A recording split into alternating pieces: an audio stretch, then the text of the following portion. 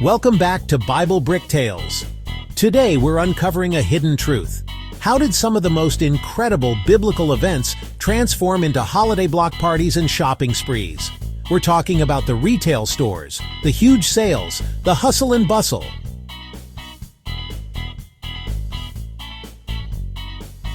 But is there more to these days than a day off and retail therapy? Let's find out in The Hidden Truth About Christmas and Easter. Let's start with the biggest one of all, Christmas.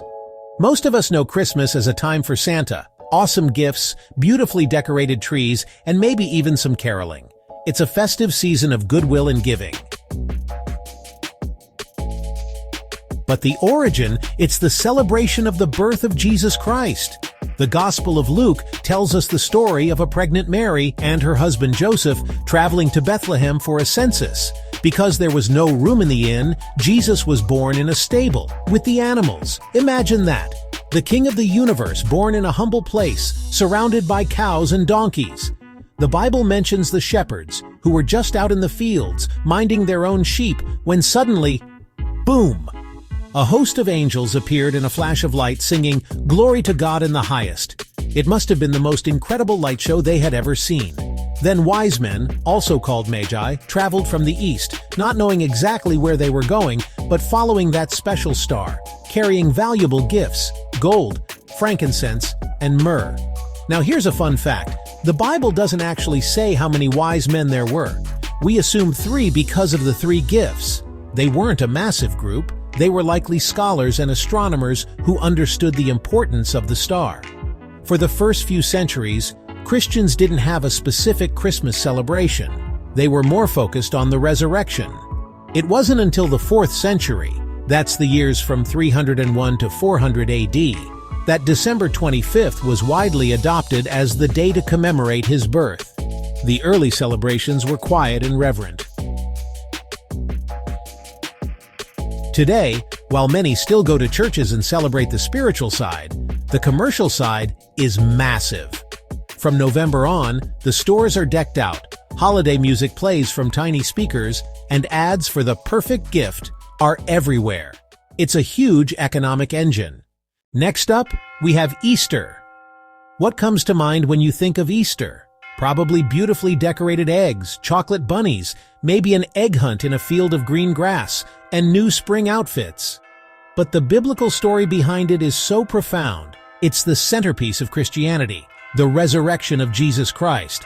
The Gospels tell us that after Jesus was crucified, his body was placed in a tomb. A huge rock was rolled in front of the entrance.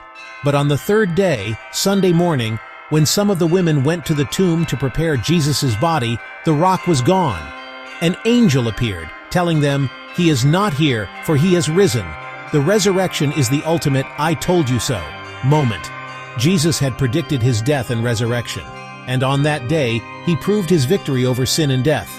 He appeared to his disciples over a period of 40 days, proving he was alive, and teaching them before he ascended into heaven. So where do the eggs and bunnies come from? Believe it or not, these are not mentioned in the Bible at all. Many of these traditions, like eggs and bunnies, have roots in ancient spring festivals and symbols of new life, eventually merging with the Christian celebration of new life through Jesus.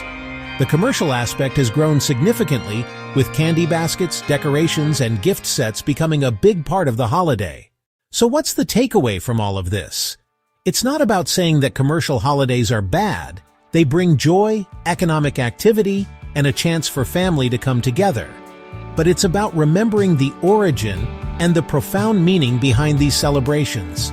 Imagine if every time we unwrapped a Christmas present, we also took a moment to reflect on the ultimate gift of Jesus' birth. Or if every chocolate Easter egg reminded us of the new life offered through his resurrection. The commercial aspects can be fun and exciting, but let's not let them completely overshadow the sacred stories that gave birth to these holidays in the first place. These are powerful narratives of faith, hope, and love that have been built up over thousands of years. They're worth remembering and passing on. So let's enjoy the festivities, but also keep the true spirit alive, because that's where the real magic lies. Don't forget to like, subscribe, and click that notification brick for more Bible Brick Tales. See you next time.